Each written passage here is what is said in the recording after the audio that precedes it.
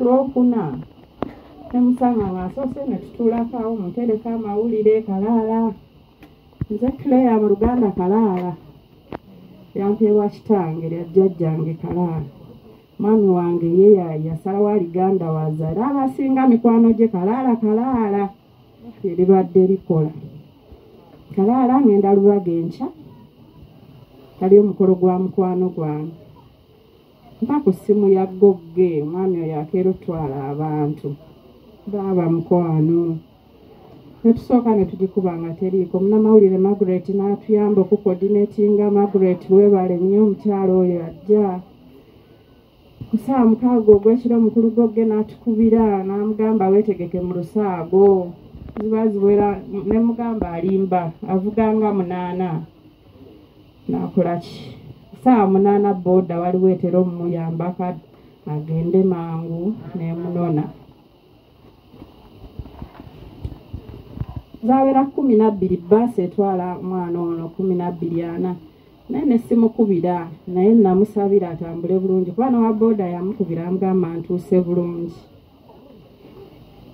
Kati nenziruka okugenda ntwale omwana ku bbaasi nange ne ngenda ku ssomero.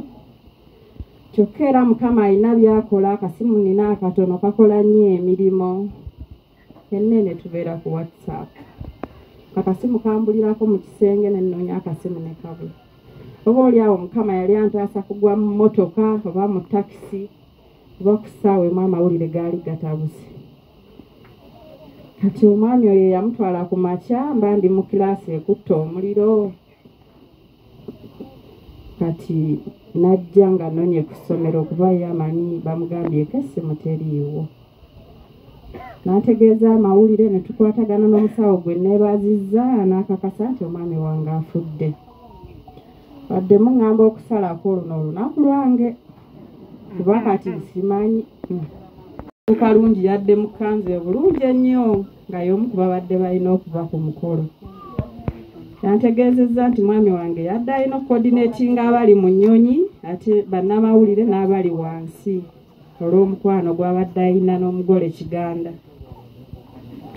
Yes, omusomesa aguma waliwo agamba kati nga takaaba. Bakulu okuva ku Lwokutaano kaaba. Bwe ntunuulira abaana nkola ki? Leero nalina ebibuuzo byambuuza tabitegeera. Baana bange nsaba mugume mami mumanyi muyiribi.